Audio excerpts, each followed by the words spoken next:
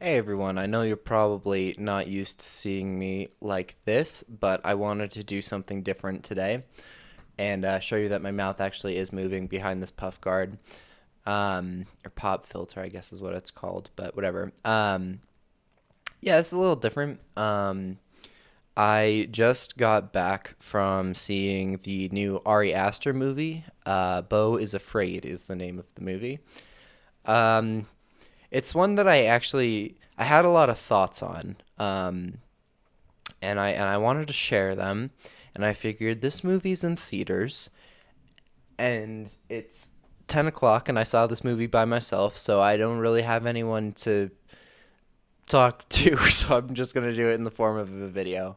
Beau was afraid. It was definitely a long movie, and I think that's probably going to be what you hear most about it. Well, you might hear probably the word that you'll hear most to describe this movie is surreal, and it was one that I wasn't really sure how I was feeling with it.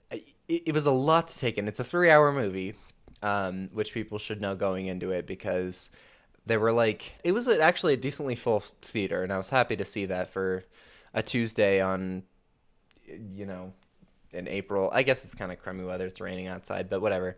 And I think there were some couples that were expecting a different kind of horror movie. I think they heard this is like a horror comedy, and they were thinking maybe like I don't know what was that one with Pete that like bodies, bodies, bodies. I didn't see that, but it looked like it was kind of funny, and I heard good things about it. But anyways, it was not that. It was 3 hours of Joaquin Phoenix being incredibly anxious and just trying to get to his mom's house. It's I'll talk a little non spoilers first in case people are interested. Then I'll move into spoilers. But it is. I just watched a video by. Oh God, I always mess up this guy's name. But it was Carson. Oh, there goes my lights. So if you're wondering if I ever talk about my lights in one of my videos, this is probably what's happening. Karsten Rundquist, I think is how you say that. He's a much bigger YouTuber than I am, so I apologize if I got your name wrong, but I really enjoyed your video. I think we have very similar viewpoints. I'm acting like I'm talking to him now. I think we do have very similar viewpoints. Because I think he fully acknowledged that this is not going to be the movie for everyone. And it was funny. I was the first one to get into the theater. And the second people that came in, I think it looked like it was a guy and his mom. And I could not imagine a more uncomfortable movie to watch with your mom. Um, without spoilering anything. Yeah, it was whew, um, mommy issues. um, but yeah, obviously Ari Aster is very much known for. I think if he's even said it himself. Is he loves trauma. And kind of we're basing his horror around trauma. It gave me the same kind of feeling that Breaking Bad gave me the first time I watched it, where it was like if I ever hit an episode where it ended and things were like kind of okay at the end of the episode, it was hard for me to want to watch the next one because I knew things were going to get worse. And this was 3 hours of things getting worse. And okay, maybe 2.5 hours until the climax where I don't know. But anyways, yeah, it gave me that kind of feeling of dread of what was coming next. And I think that was obviously on purpose. That's kind of, I think, the character of Beau. Um, and so I personally I really enjoyed it. Like I said though, it was something that I had to kind of mull over because it was so bizarre. And I almost don't want to. I think I'm just gonna say I really enjoyed it. It's not gonna be for everyone. It's No, the lighting is really bad. Hang on. Okay, slightly different angle now. Sorry about that. I get particular about my lights, but yeah. Last thing I'll say before we go, spoilers. Not gonna be for everyone. Not a normal horror movie. Even if you liked the last two Ari Aster movies, this one is more heady, more surreal. So go into it knowing that it's not exactly Hereditary or Midsommar, even though it deals with similar themes. Jump to the end for a rating, I guess. My ratings don't really mean anything. I give everything a good rating. Yeah, I'm gonna move into spoilers. So the movie starts off with the birth scene, and at first I didn't get what was going on, and then it was like clicked in, and I think like everybody in the theater kind of got it as like, oh, this is a birth scene. But yeah, and you hear like kind of like a thud, and some shaky visuals and stuff, and the mom is like, oh, he hit his head, so there you go. There's your plot. Therapy, medication, and this is my thing. I don't personally believe this, but I think there are people out there that look for like something super duper deep or whatever, some alternate way of looking at a movie. And I think if you really wanted to, you could stretch this to say that most of the movie doesn't actually happen. And I'll get into like how I think you can do that. So he gets prescribed this new medication. He's supposed to take it with water, but there's no the water in his apartment gets shut off. So he needs to run across the street to get some. He's already late. That's the whole catalyst for this movie. He's late for his flight to go see his mom. Rushes out the door, tries to get everything together. He forgets dental floss, which is like, bro, you can get more dental floss there. It's not a big deal. But for the character of Beau, of course, sure, it makes sense that he would go back to get his dental floss. But he leaves his keys in the door, and his bag, and I assumed that the garbage guy threw his bag away. I don't know that he took his keys, but I feel like he at least took his bag and threw it down the chute. So, and then this is kind of when I realized the kind of movie I was in for, is then he calls his landlady, and she thinks that he's a solicitor and doesn't want to talk to him because she doesn't speak English very well. And then he tries to call his mom, and she's like, I knew this was, she like just that disappointed parent tone, like okay, all right, like this is the decision that you made, and now I'm kind of just saying you're responsible for it. I'm sure you'll do the right thing, sweetheart. And so yeah, that happens.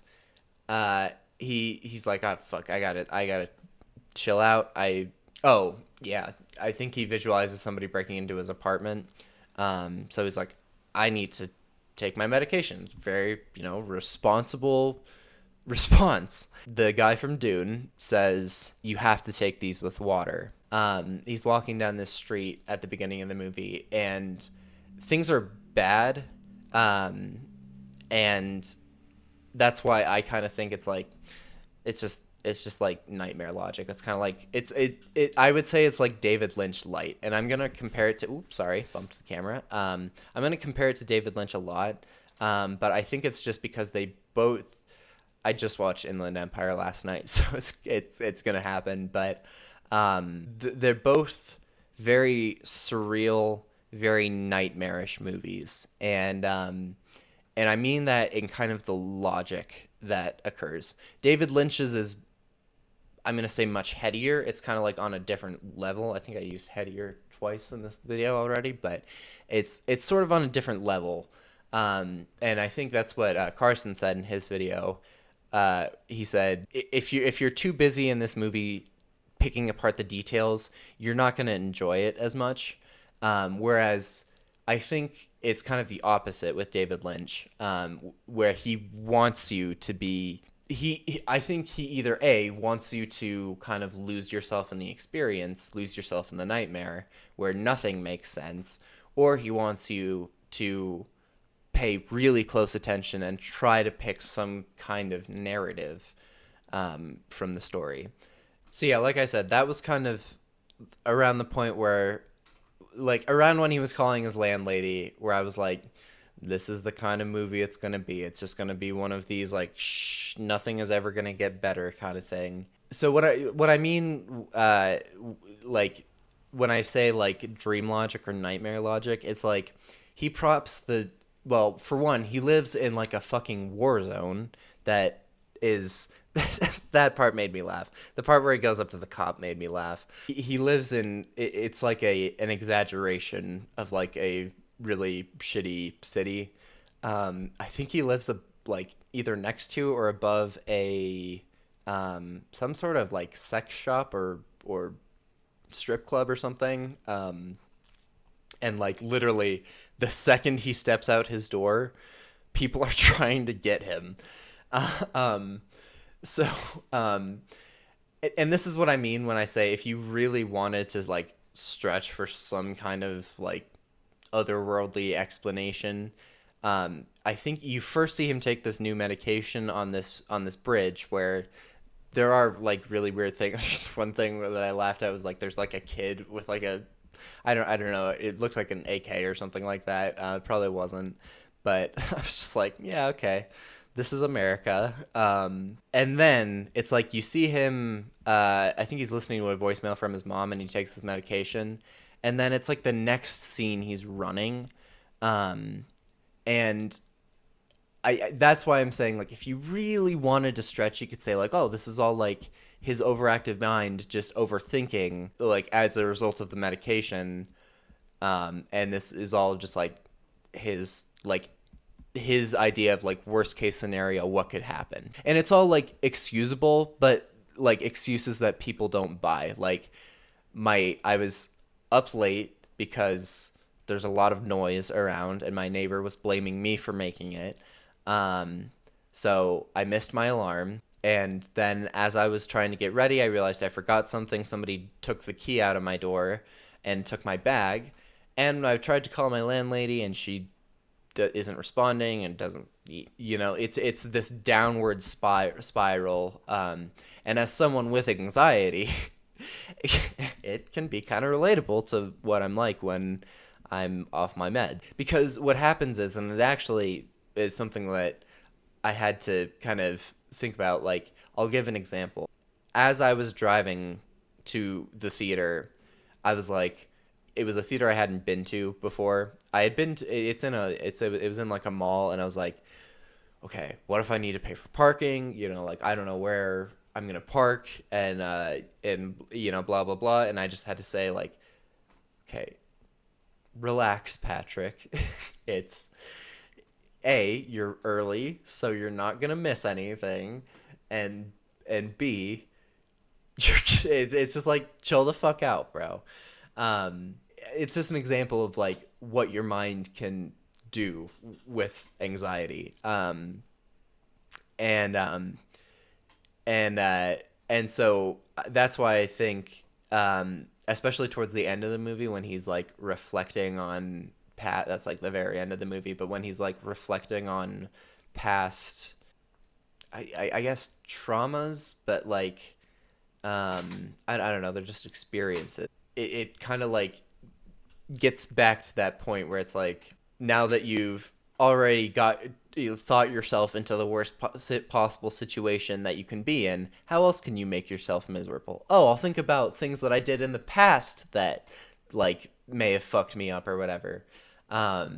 It was like, it was very relatable in that sense. Then there's the storyline with Amy Ryan, who might better be known as, I forgot her character's name on The Office. Holly from The Office. Her and Logan Ryan. Ryan, what's that dude's name? Nathan Lane. Why was I thinking? Anyways, so her and Nathan Lane, he exited. So she hits him with his car. After it is. I'm not gonna go over everything that happens because it would be just too fucking much for a 3 hour movie. And they move him into their house, which is weird. Like, why wouldn't you take him to a hospital? I guess unless you were trying to keep it hush hush. And apparently Nathan Lane is a surgeon. So they stitched him up or whatever. And they have a teenage daughter who it was something like another thing that I'm just gonna keep referring to Karsten's review because that's really what made me want to do this. But she was great in the movie. Joaquin Phoenix is great. All the performances are great. But there was not a performance that I thought was bad in this movie. But their daughter, I didn't even realize while I was watching the movie. I was just like, I just despised her character, and that is a sign of a good actor. Like if you can just hate their character, she is just the most insufferable little twerp brat that you could imagine. She just torments Beau the entire time that he's in their house. So they try to heal him up, and they're like, "Oh, we'll take you to your mom's. We'll take you to your mom's." And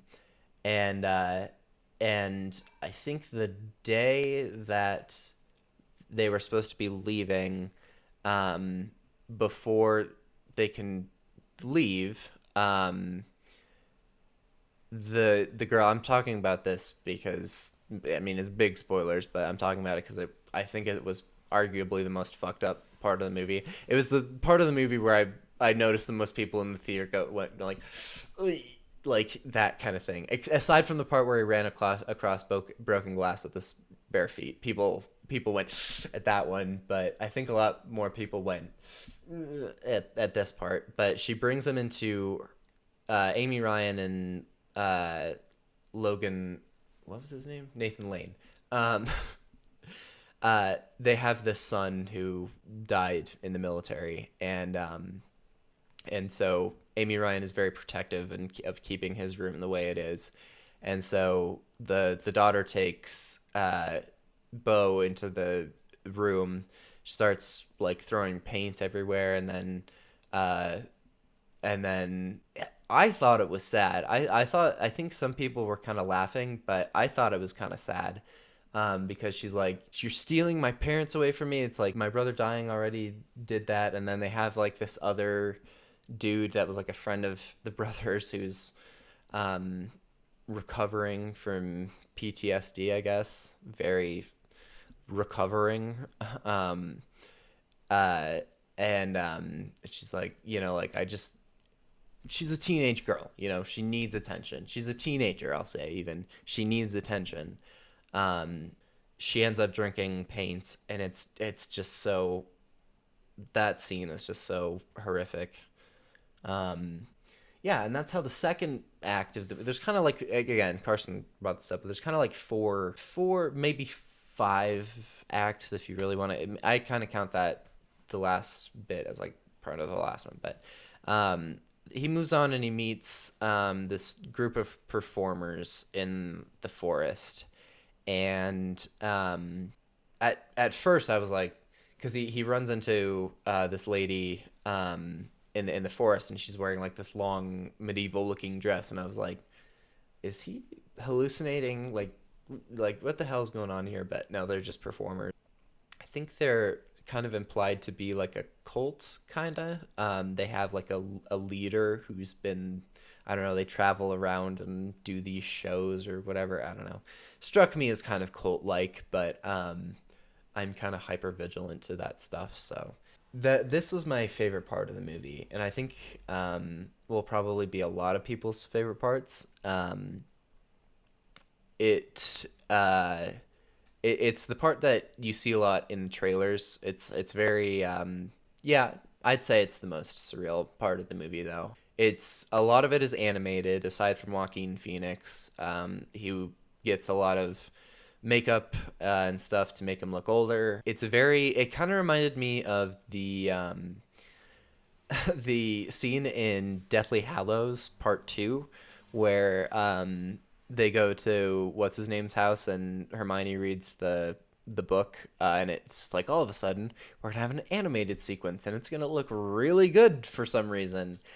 Yeah, and it's very surreal. The animation is not like friendly. I think that a lot of people hear animation and they're like, "Oh, it's like Toy Story. It's like SpongeBob." No, it's more like Coraline. um, uh, and I mean, not that it's scary. It's just that again, there's not a lot that's scary in this movie. It like scary, like scary. There's stuff that it's almost hard to classify it as a horror movie for me. I think it ultimately, yeah, would be, I would call it horror. Because there's not really another genre that it fits better into. But it's not like a Scream 6 like horror movie, and that's not dissing on Scream 6. It's just that they're in the same genre, but they're different kind of movies. Anyways, that part is the most abstract part of the movie. The animated part. That's something that I wouldn't mind seeing again. But I kind of don't want to. I'm not going to see it again in theaters, but it's like I wouldn't mind seeing that bit again, because that was really interesting, and I would like to relate it to the rest of the story.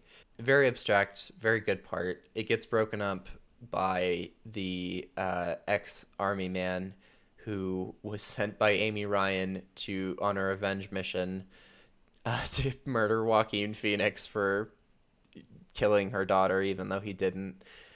I mean, admittedly, he probably could have done more when she says, "I want you to drink this paint with me," and then she says, "Fine, I'll go first." He could probably go, "No. I mean, you're a grown-ass man. She's a teenage girl. You just take the paint out of her hands, knock it onto the floor." I think they're going to understand that. Anyways, the final part of the movie, which again, things just like happen in this movie. The army man appears to shoot. I thought he was dead. He like shot himself a lot. Somebody hits him from the back, and he ends up I don't know. I guess like his gun falls like that on. He falls onto it, and it is shooting him. Joaquin Phoenix makes it back to his mom's house. The funeral's already happened, but there's a recording of the funeral playing. Nobody's around. I mean, they're like caterers or like people from the funeral company cleaning up stuff. But he meets Elaine. Is this woman's name? Played by Parker Posey. So Parker Posey shows up. They met once on like a cruise, and I mean, all of this is explained, but Beau's mother has been very controlling, and basically convinced him that if he had sex, he was going to die. And said that it was a genetic trait. It was that part I think could be I mean it's funny in like a weird way, but she's like explaining to like child Beau how his dad died like coming inside of her, and it's very awkward. But again, it's kind of like that. It's kind of like you're not laughing because it's like funny, like haha funny. It's just kind of awkward. But so she uses that to convince him that if he jizzes, he dies. But he has sex with Parker Posey, and everything is fine until he realizes that she's the one that ended up dying. I don't really know what happened there. Yeah. And I don't know if I was the only one that picked up on this stuff. And admittedly, it happened on in between like my one bathroom break that I took. But I kind of picked up that there was like some kind of weird sexual energy between his mom and him. I don't know. He was like a teenager and sleeping like in the same bed. I don't know. Maybe that's just my weird mind, but that's I don't know. Their whole relationship is very weird. But Parker Posey dies, and it's revealed that his mom is actually not dead.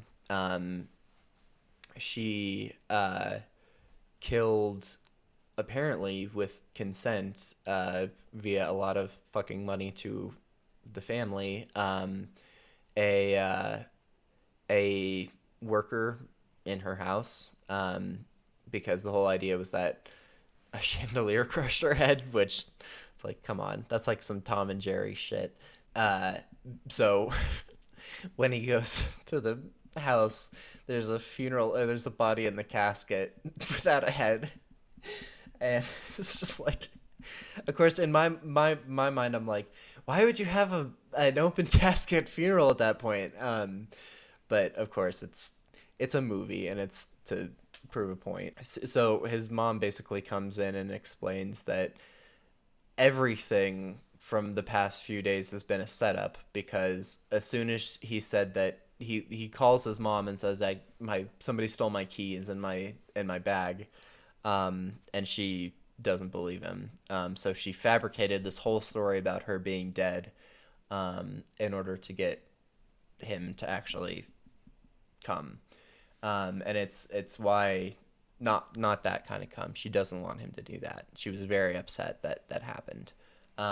Even though she was apparently standing right there while it happened, so she could have intervened, but whatever. Anyways, so the whole thing has been a setup, and basically everyone has been in on it, even his therapist. And his therapist, again, this is why I'm like, if you really want to imagine that this is just Joaquin Phoenix imagining everything, if you want to think that, I should say, not imagine it, then I think you could, because his therapist, I don't know that he says, no, he does say a few lines, but he almost doesn't say like anything when he reappears in the house. He's just like smiling and laughing, and he doesn't try to stop him from killing her. Spoiler alert, but we're in the spoiler section. So yeah, it's very odd. Again, it's just that nightmare logic, where I think if you really wanted to view it that way, you could see it as just him imagining the worst possible thing that could happen. I don't think I personally see it that way, but if you do, props to you. But anyways, so he ends up strangling his mother, and it leads to the final scene, where he takes the boat out, and he ends up kind of in this giant like water arena, and there are people watching him, and he's like on trial for basically being a terrible son, and it kind of sucked, because again, as someone with anxiety, it's like, I watched that, and I was like, yeah, I kind of understand that, because there was a time where, it's like, oh, his mom you were lost in the mall, and she was yelling for you, but you saw her yelling for you and you didn't come out right away. And I thought it was kind of appropriate. There was like, there's like a big, I guess, like prosecutor, I don't know, who it would be, other lawyer, who's got like this big booming microphone and everyone can hear what he's saying, and Beau's defense is back like by the exit, and like people can barely hear him, and he was like, he was scared. It's like, I kind of related to that. Like when my parents were angry, it was just like, stay the fuck away for like as long as possible until I see them in a good mood, basically. And so, yeah, I mean, kids are impressionable, and I don't know. I think Patty LuPone, who played the older version of his mother, she has like I want to say it's like a 2 or 3 minute monologue. It probably isn't that long, but when after she catches him having sex, sorry, the flashbang is back, and it probably has been for a while. She catches him having sex. She comes in. She has this long monologue. Oh, and too dark. I was just like, damn, that's a good fucking scene. So yeah, very very good performances across the board. That's really about all I have to say in terms of ranking. Um, Ari Aster has 3 big movies, and I'm probably gonna get a lot of flack for this. Um, I like Midsummer. Um, I think I might like this one a little bit more. And that's probably a pretty hot take because I know this one isn't as popular as Midsummer. And in terms of which movie is the better movie, probably Midsummer. But in terms of which one I like more, I think I'm gonna have to go with this one. And maybe it's just because I can kind of relate to the struggles of Beau a little bit more than I could relate to the struggles of I forget her character's name, but Florence Pugh. So I don't know. Obviously, everybody has their own opinions, so everything's yeah, blah blah blah. But I would recommend it. I don't know that it's worth. It's debatable about what's seeing in theaters nowadays. Carson said he wouldn't. I'm sorry. Carson said. No, but it's just because it's the only review I've seen. He recommended seeing it in IMAX if you could, and I think seeing that one animated sequence would be really cool in IMAX. But that's about the only part of the movie that I could see being worth it in IMAX. I saw it normally. I liked it. It was a long movie. Be prepared to take a bathroom break or two because it's a 3-hour movie. But if you like weird, psychological, surreal, anxiety-inducing horror, then Beau's Afraid is the movie for you. I personally gave it an 8 out of 10, which could go up or down. I had never really put much stock into my first rating of a movie because it generally changes. But that is all I'm gonna have to say. This recording was a lot longer than I thought it was gonna be, but thank you for watching, and I think maybe I'll do this again next week with a different movie. We'll see. All right, bye bye.